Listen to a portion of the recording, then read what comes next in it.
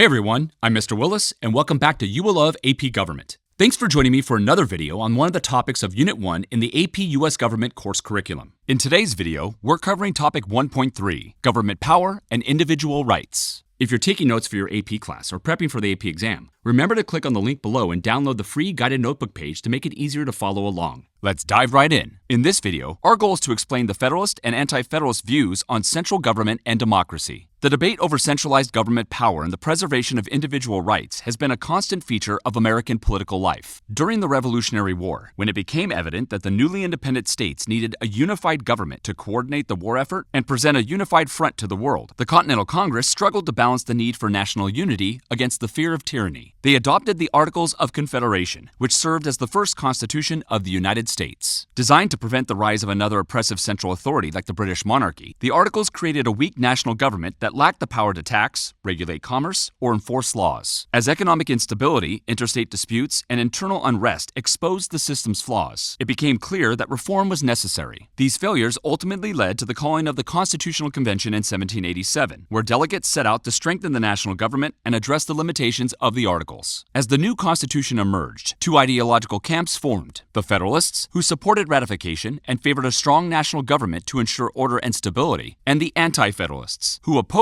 ratification out of fear that centralized power would threaten states' rights and individual liberties. The Federalists supported the ratification of the U.S. Constitution because they believed a stronger central government was essential to ensure national stability, economic development, and effective governance. They argued that the Constitution would fix the many problems of the Articles of Confederation by creating a stronger and more energetic government capable of acting decisively to address the needs of the nation. Recognizing the dangers of centralized power, the Federalists argued that the separation of powers between the three co-equal branches of the federal government ensured that no one single branch could dominate the others. These overlapping powers created a self-regulating system in which each branch had both the authority and the incentive to restrain the others. Furthermore, the Federalists also argued that the new Constitution provided further protection from the abuse of power by dispersing power between the federal government and the states under a system of federalism. Under this system, the power of government is divided between the federal government and the individual state governments, putting even further limits on what the federal government can and cannot do. This design allowed the federal government to be strong enough to govern effectively, but limited enough to preserve individual liberty and prevent the concentration of power, a central concern for both Federalists and their opponents. The Federalists also believed that republicanism, a system in which the people elect representatives to make decisions on their behalf, was the best form of government for preserving both stability and liberty in a large, diverse nation. They argued that direct democracies, like those within each individual state under the Articles of Confederation, were prone to impulsive decisions and the tyranny of majority rule, whereas a representative system could filter public opinion through more knowledgeable and experienced leaders. This would help ensure that laws and policies reflect reasoned deliberation rather than impulsive passions. Federalists also viewed republicanism as a safeguard against corruption, since elected officials would be accountable to the people through regular elections and could be removed from office if they abused their power. In their view, a Republican form of government struck the ideal balance between empowering the people and maintaining an effective, orderly political system. By contrast, the Anti-Federalists opposed the ratification of the U.S. Constitution because they feared it gave too much power to a centralized national government at the expense of state sovereignty and individual liberties. They believed that the proposed Constitution lacked sufficient protections for the rights of the people and would create a government too distant from the citizens it claimed to represent. Anti-Federalists warned that the new federal structure would quickly lead to a concentration of power among elites, eroding the freedoms won in the American Revolution. In particular, the Anti-Federalists strongly opposed both the Supremacy Clause and the Necessary and Proper Clause in the proposed Constitution. They believed that these provisions gave the federal government dangerously broad and undefined powers that can undermine state authority and individual liberties. The Supremacy Clause, found in Article 6, established that the Constitution and federal laws would be the supreme law of the land, meaning that in cases of conflict, federal authority would override state laws. Even more concerning to the Anti-Federalists was the Necessary and Proper Clause in Article 1, Section 8, which gave Congress the power to make all laws necessary and proper to carry out its enumerated powers, allowing Congress to expand its authority far beyond what was explicitly listed in the Constitution. Combined with the Supremacy Clause, the Necessary and Proper Clause made the Anti-Federalists deeply skeptical of the Constitution, fearing that it would result in a powerful, consolidated government that would erode the freedoms of the people and the independence of the states. Central to Anti-Federalist ideology was the belief in the benefits of small, decentralized republics, where governments would be closer to the people, more responsive, and less likely to become corrupt or tyrannical. They believed that in a large republic, like the one proposed in the new Constitution, elected officials would be far too removed from their constituents, making it difficult for ordinary citizens to hold them accountable or participate meaningfully in government. The Anti-Federalists preferred to reserve more powers to state governments, which they believed were better equipped to reflect local values, protect individual rights, and foster civic engagement. They emphasized a form of participatory democracy, where citizens had greater influence over public affairs through close relationships with their representatives. In their view, a decentralized structure of government was not a weakness, but a safeguard, ensuring that political power remained in the hands of the people rather than drifting into the control of a distant and potentially oppressive national elite. The arguments and opinions of prominent Federalists and Anti-Federalists regarding government power and the protection of individual rights under the new Constitution are conveyed in a series of essays known as the Federalist Papers and the Anti-Federalist Papers. In Federalist number 10, James Madison argues that a large republic is the best form of government for controlling the dangers of factions, or groups of citizens that are united by interests that are adverse to the rights of others or the public good. He explains that factions are inevitable in any society, but a large republic makes it more difficult for any single faction to dominate. Madison writes, "Extend the sphere, and you take in a greater variety of parties and interests, which means that a larger, more diverse population makes it harder for a majority to form and oppress minority views." He also argues that a republic, where power is delegated to elected representatives, is superior to a pure democracy because it allows for refining and enlarging the public views through reasoned debate. This representative system, spread across a wide geographical area with a variety of competing interests, helps to dilute the influence of any one group and ensures more stable, balanced governance. Madison's defense of a large republic reflects the Federalist belief that an expansive, diverse nation, governed by thoughtful representatives, is the best safeguard against tyranny and the most effective way to promote justice and the common good. In Federalist number 51, Madison argues that the Constitution's system of separation of powers and federalism provides a double security to protect individual liberty and prevent tyranny. By dividing power between three branches of government and then further dividing it between the national and state governments, Madison asserts that ambition must be made to counteract ambition. He explains that this internal structure, combined with the division of power between levels of government, creates a layered system of checks that guards against abuse. In the compound Republic of America, power surrendered by the people is first divided between two distinct governments, and then the portion allotted to each subdivided among distinct and separate departments. This design reflects the Federalist belief that liberty is best preserved when power is intentionally fragmented, making it difficult for any one person or institution to gain unchecked control. And then there's the Anti-Federalist counterpoint. In the Anti-Federalist essay known as Brutus number 1, the author argues that small, localized democracies are the most effective and just form of government, reflecting the Anti-Federalist belief that the proposed Constitution would create a national government too distant and powerful to represent the people. Brutus warns that in a large republic, the public good is sacrificed to 1,000 views, meaning that competing interests and factions would lead to confusion, corruption, and policies that serve the elite rather than the common citizen. He emphasizes that true democratic government requires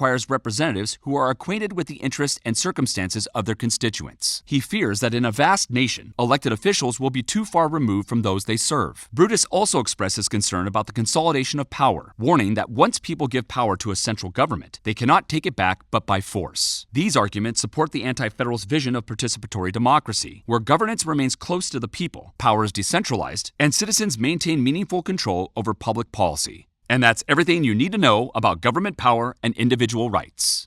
You can click here for additional videos for AP U.S. government, and be sure to check out my videos on AP macroeconomics and AP microeconomics as well. If you found this video helpful, be sure to like, share, and subscribe for more content on AP government and economics. Thanks for watching. I'll see you next time on You Will Love AP Gov.